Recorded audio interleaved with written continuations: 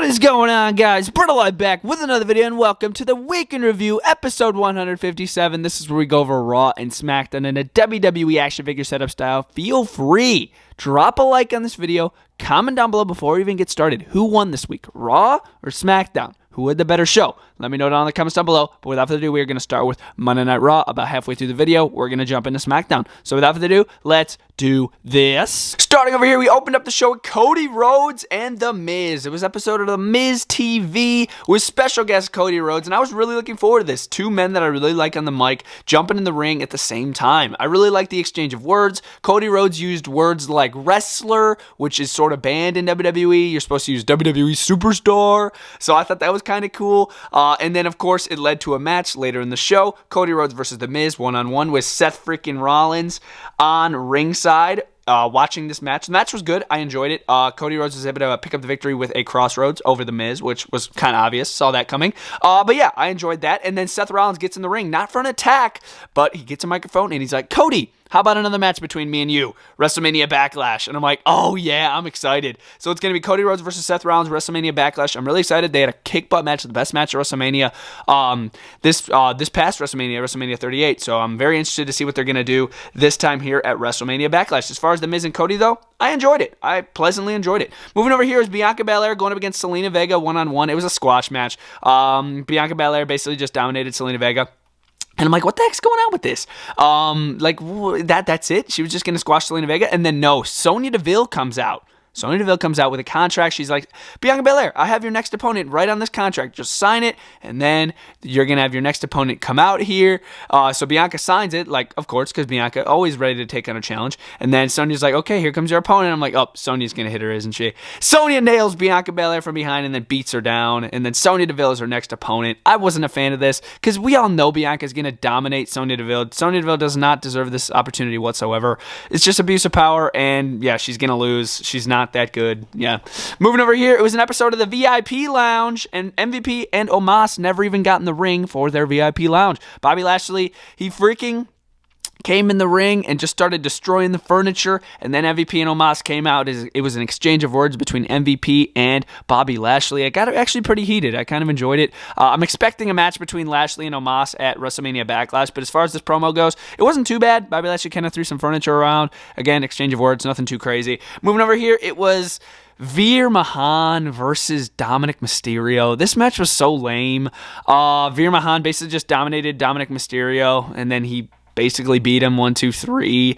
Or I think he might have tapped him out. It doesn't even matter, though. Veer won. And then after the match, he assaulted him to the point where Dominic needed to be loaded up on a stretcher and taken away in an ambulance, which was very hard to believe because it was just a basic submission hold. I'm like, dude, they could have done a way better beatdown here on Dominic to get him loaded up into a freaking ambulance. Like, come on. By the way, Ambulance, the movie. It's freaking insane. I recommend seeing it.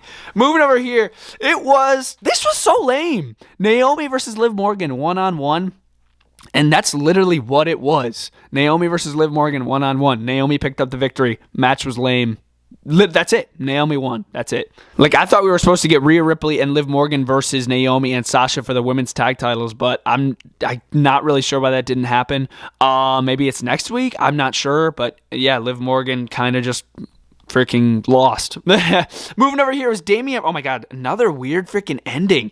Damian Priest versus AJ Styles one-on-one. I loved this match. I loved this match so much. I really enjoyed it. Some decent back and forth action between Priest and Styles. Two very good contenders on Monday Night Raw. Obviously, Styles, one of my favorites of all time. Damian Priest, very talented, obviously. Great match. We're coming up to commercial break, right? And then Damian Priest sends AJ Styles out of the ring, I think, and then he kneels down on one knee in the center of the ring. The lights go to black, like the black lights shine down on Damian Priest. We go to commercial. We come back from commercial. I'm like, okay, the match is still going to be going on, right? No, the match is over. The match is over. AJ Styles is backstage getting interviewed, and he's like, what the heck was that? What the heck was that? And I'm like, yeah, what the heck was that? Like, they're really not going to give us a winner. I knew they weren't going to give us a winner. I thought Edge was going to come out as going to be a disqualification, but I was not expecting nothing. That's exactly what it was. Nothing. Damian Priest got down on one knee, match ends.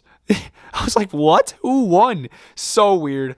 Moving over here. Oh my God, speaking of weird, there was a bachelorette party and a bachelor party with like the wedding crap going on with the 24/7 garbage. And I don't even really want to talk about it because I hated it.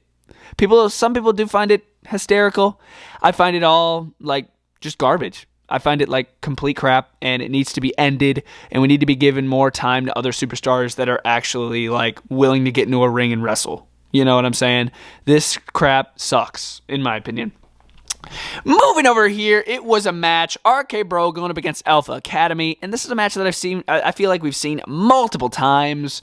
So I wasn't really looking forward to it for like the 5th time. Alpha Academy, RK Bro again, 1-on-1. RK Bro pick up the victory, but then the Usos pull up in their Suburban, and they run down to the ring, and they're like, "We want those titles, RK Bro. We want them. We want the belts." And then the Street Profits come out, which I'm like, wait, why are the Street Profits coming out? I thought that kind of ruined it. But then it was Street Profits versus the Usos 1-on-1. Winner gets to face RK Bro for the Raw Tag titles, more than likely WrestleMania Backlash. Usos pick up the victory, pretty obvious. Street Profits lose again, and then the Usos beat down RK Bro and then hold up the belts just like this, which I thought was so freaking wicked. But yeah, guys, that was Monday Night Raw, setup style. The ending was pretty cool with the Usos. As far as the rest of the show goes, it was just pretty mid, honestly. I'm going to give it a solid 2 out of 5. We're going to jump into SmackDown now. Now, jumping into SmackDown for this week, we do have our opening match. It was Naomi going 1-on-1 with Rhea Ripley. And I wasn't expecting too much from this match, but it delivered. It was a decent match. I really enjoyed it. It was hard-hitting, decent action, decent moves from both superstars. I really enjoyed the match. In the end, I was kind of shocked. I really thought Naomi and Sasha were going to pull this one. Obviously, it was only 1-on-1, but Sasha was on ringside. But Naomi versus Rhea, solid match. Again, I really thought Naomi had this one in the bag, but no. Rhea Ripley comes out of nowhere, hits the Riptide, picks up the victory over Naomi. I really thought they were going to do an angle with like Liv Morgan turning, or no, Rhea Ripley turning on Liv Morgan here, but I think they're going to save that for the tag title match, more than likely at Backlash. But yeah, as far as the match goes, wasn't too bad. Rhea was able to pick up the victory. Not too bad. Moving over here, it was Humberto Carrillo going up against Madcap Moss 1-on-1. Match was okay. Wasn't really expecting much from it. But yeah, 1-on-1, Madcap, Humberto Carrillo, singles action. Madcap was able to pick up the victory. It's cool. I'm interested to see what Madcap's going to do. He'll probably end up feuding with Corbin. I was surprised Corbin didn't attack him after this match or during this match. But yeah, anyways, Madcap was able to pick up the victory over Humberto Carrillo. Moving over here, Lacey Evans. She did another one of her promo videos talking about a rough upbringing with her father or something like that. Basically just talking about how she had like a rough childhood or something like that. But here she's here to like come back, be better than ever. So I'm interested to see what she's going to do when she jumps back in the ring. Hopefully go after Charlotte and take the freaking title off that freaking boring Charlotte Flair. But yeah, Lacey did another promo video. Wasn't too bad. Moving over here, this was probably the funniest part of the entire show. Okay, so Sheamus, Butch, and Ridge Holland, they're all getting interviewed backstage. Ridge Holland and Sheamus, they take their eyes off of Butch for 1 second, and he gets loose. Butch is loose in the back of the stadium. And who does he go after? The New Day. New Day, they're signing like some photographs backstage. And then Butch comes out of nowhere, literally flies into the frame and freaking destroys Xavier Woods. And it's a big brawl. I found that to be pretty decent. I'm interested to see what they're going to do with that. I wish Big E was here so it could be 3-on-3. I think that would work way better. But yeah, it wasn't too bad. I did enjoy Butch flying into the frame, taking out Xavier Woods. That was hilarious. Moving over here, Ricochet defending his Intercontinental Championship against Jinder Mahal 1-on-1. It was okay. The match itself, well, it was okay. I wasn't really expecting a title change here. But yeah, Ricochet was able to hit the recoil on Jinder, and then he was able to hit a wicked shooting star press on Jinder Mahal, and then retain his Intercontinental Championship. Solid defense. I'm interested to see what Ricochet is going to do in the future too with his IC title. Hopefully, he could actually get into a feud. I feel like he's just been doing like basic matches. You know what I'm saying? I wish Ricochet could like get into a feud. You know what I'm saying, with someone. But yeah, as far as the match goes, it wasn't too bad.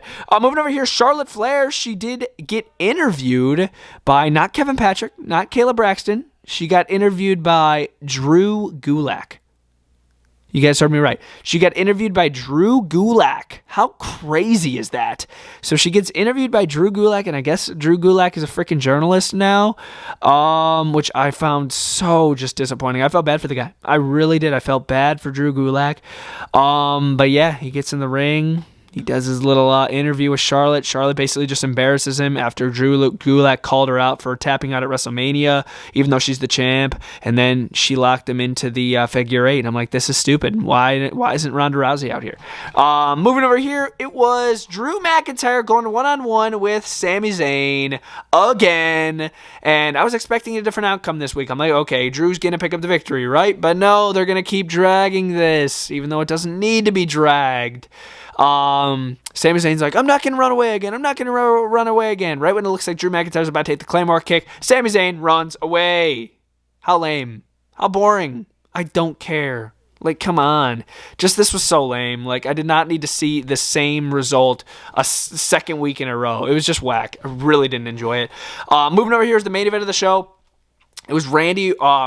No, it wasn't Randy Orton. It was actually Riddle going up against Jimmy Uso one-on-one before this match.